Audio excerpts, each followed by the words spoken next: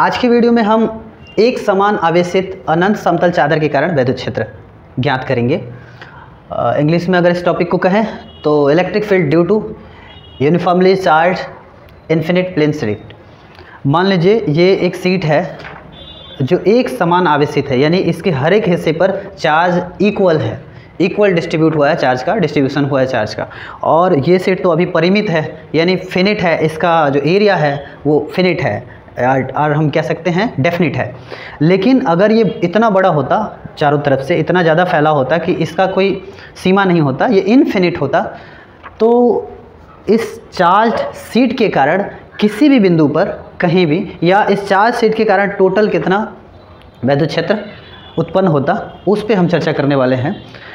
इसके लिए हम गॉसियन पृष्ठ की परिकल्पना करेंगे। मान लेंगे ये एक शीट है और इस शीट के कुछ क्षेत्रफल को लेकर के और उसमें हम एक गॉसियन पृष्ठ बना लेंगे। बिल्कुल वैसे ही जैसे ये बॉक्स है, ये गॉसियन पृष्ठ है और ये शीट है, और ये शीट मान लीजिए कुछ इस तरह से गॉसियन पृष्ठ से होके जा रहा है ना। अभी तो ये डेफिनिट है, मान लीजिए ये इनडेफिनिट है, ये नीचे तक भी ऐसे फैला हुआ है, इधर भी फैला हुआ है और इधर भी फैला हुआ है। तो अभी इस शीट के कारण ये बिल्कुल वैसे ही है जैसे मान लीजिए ऐसे हमने रखा हुआ है, ये शीट हो गया और ये हो गया गॉसियन पृष्ठ, ठीक है।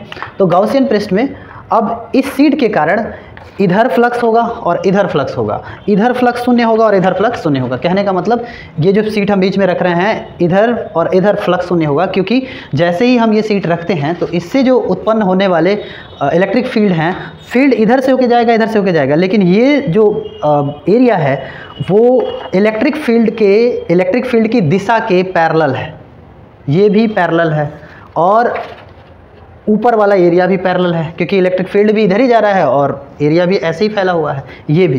तो इस पृष्ठ से, इस पृष्ठ से और इस पृष्ठ से और इस पृष्ठ से होकर गुजरने वाला फ्लक्स शून्य होगा। लेकिन इस पृष्ठ और इस पृष्ठ, यानी किसी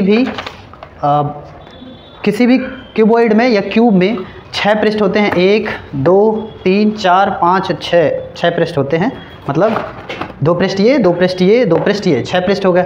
अब अगर हम शीट को ऐसे रख रहे हैं तो आप ये देख सकते हैं कि इससे होकर गुजरने वाला जो फ्लक्स वो विद्युत क्षेत्र है वो इस क्षेत्रफल से होकर जाएगा, इस क्षेत्र से होकर जाएगा, इससे नहीं होकर जाएगा, इससे नहीं, इससे नहीं और इससे नहीं। तो बाकी 4 पृष्ठों से होकर गुजरने वाला फ्लक्स शून्य होगा और 2 तरफ से होकर गुजरने वाला फ्लक्स का कैलकुलेशन हम करेंगे, उधर से ही होके फ्लक्स जाएगा, अब विद्युत क्षेत्र जाएगा, जिसको हम फ्लक्स कहते हैं। तो मान लीजिए इस क्षेत्र का या इस पृष्ठ का क्षेत्रफल A है, तब इसका भी A होगा, है ना। और इससे होकर गुजरने वाला जो विद्युत क्षेत्र है उसका इंटेंसिटी E है ना।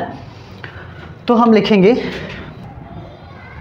तो अभी हम ये लिखेंगे कि ये और ये गॉसियन सरफेस की तरह काम कर रहे हैं। तो यहाँ हम लिखेंगे the net flux through Gaussian surface, यानी कि गॉसियन सरफेस से होकर गुजरने वाला कुल फ्लक्स, और उसको हम फाई से शो कर लेंगे। फाई इज इक्वल टू, इस तरफ से अगर देखें तो E इंटू ए होगा और उस तरफ से भी देखें तो E इंटू ए होगा, और इन दोनों को ऐड कर देंगे, ठीक है। ऐड कर लेंगे, इज इक्वल टू होगा 2EA,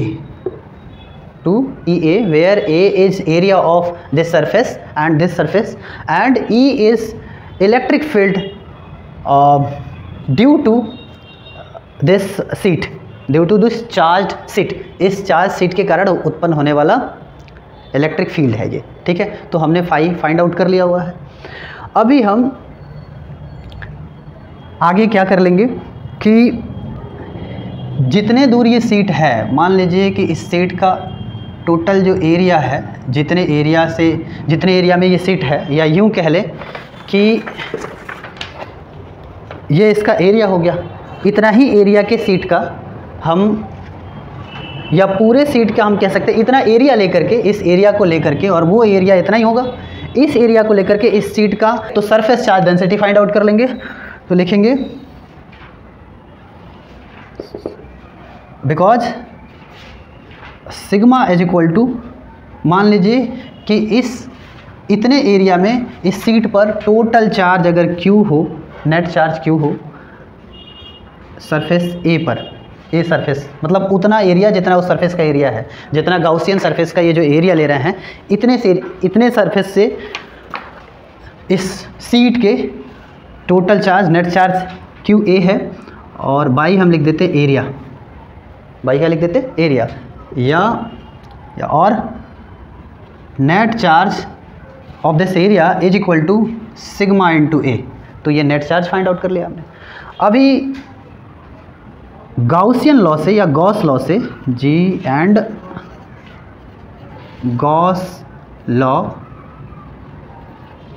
according to Gauss law लिख सकते हैं, और by Gauss law phi is equal to होता है टोटल चार्ज, जितना उस एरिया का चार्ज होगा वो टोटल चार्ज, और बाई एप्सिलॉन नॉट ये होता है। अभी हमें तो पूरे सेट का चार्ज लेना है, हमने तो केवल बस इसी एरिया का चार्ज लिया है ना, इसी सरफेस का चार्ज लिया, तो हमें वो चार्ज रिप्लेस कर देना होगा चार्ज डेंसिटी इंटू एरिया से, जो कि हम यहाँ फाइंड आउट कर चुके हैं। तो यहाँ लिखेंगे हम sigma into A by epsilon not. तो ये इक्वेशन 2 होगा और ये इक्वेशन 1 होगा। अभी हमने ये भी फाइंड आउट कर लिया और ये भी फाइंड आउट कर लिया हुआ है। ये मतलब कहने का मतलब अभी हमने नेट फ्लक्स फाइंड आउट कर लिया हुआ है सरफेस और इलेक्ट्रिक फील्ड के इलेक्ट्रिक फील्ड के पदों में, टर्म में, और यहाँ हमने गाउसियन पृष्ठ से, अब चूँकि वो गाउसियन पृष्ठ है तो गाउसियन पृष्ठ से होकर गुजरने वाला जो फ्लक्स है वो होता है चार्ज और एप्सिलॉन नॉट का, चार्ज और एप्सिलॉन नॉट के रेशियो के बराबर होता है। अब चूँकि हमें सीट पूरा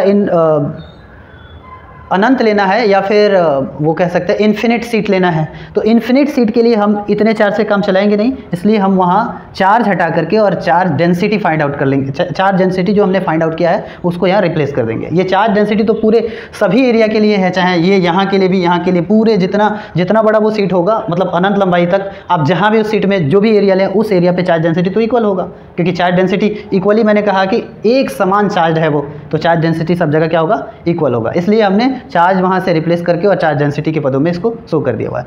तो इन दोनों ही पृष्ठों से, चाहे वो इस पृष्ठ से हो चाहे वो इस पृष्ठ से हो, दोनों ही पृष्ठों से होकर गुजरने वाला नेट फ्लक्स यहाँ भी फाइंड आउट हुआ और यहाँ भी, लेकिन इनके टर्म दोनों के अलग अलग हैं। यहाँ इलेक्ट्रिक फील्ड के रूप में है और यहाँ जो है वो गाउसियन लॉ के अकॉर्डिंग है। तो अब ये दोनों ही इक्वल होंगे क्योंकि दोनों एक ही एरिया से होकर गुजरने वाले इलेक्ट्रिक फ्लक्स हैं। लिखेंगे बाई इक्वेशन 1 and 2, क्योंकि दोनों ही एक ही एरिया से होकर गुजरने वाले फ्लक्स हैं। लिखेंगे सो वी हैव, ये दोनों इक्वल हैं तो यहाँ ये भी इक्वल होंगे। 2a is equal to sigma into A by epsilon not. A से ए कैंसिल होगा क्योंकि यहाँ ये भी मल्टीप्लाई के रूप में और यहाँ भी ये मल्टीप्लाई से कनेक्टेड है, तो इसलिए ए कैंसिल होगा एक दूसरे से। E is equal to sigma by 2 into epsilon naught, क्योंकि 2 यहाँ ट्रांसपोज हो जाएगा to the right hand side. ये हो गया electric field due to uniformly charge infinite plane sheet, ये हमने फाइंड आउट कर लिया। अगर इसको वेक्टर फॉर्म में लिखेंगे इन वेक्टर फॉर्म, अगर इसी को हम वेक्टर फॉर्म में लिखें तो हम ये लिखेंगे vector E is equal to sigma by 2 epsilon naught into cap N, where cap N is normal to area of A। जो ये एरिया है, क्षेत्रफल है, इसके नॉर्मल है, इस एरिया के परपेंडिकुलर है, ऐसे है, ठीक है। तो ये आपका हो गया वेक्टर फॉर्म।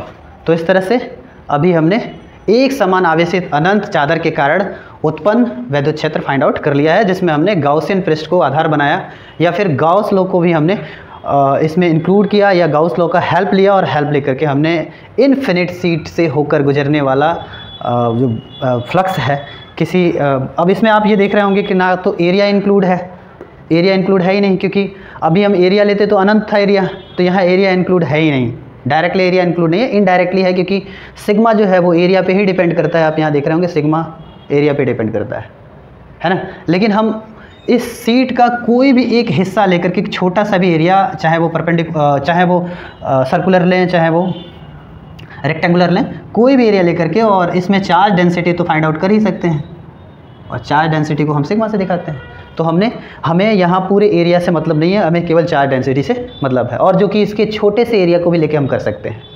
ठीक है, छोटे से एरिया लेंगे और वो उतने दूर का चार्ज लेंगे, जितना एरिया लेंगे उतने का चार्ज लेंगे और एरिया से डिवाइड कर देंगे ताकि आपको मिल जाएगा चार्ज डेंसिटी, और चार्ज डेंसिटी का यूज हम इसमें कर लेंगे।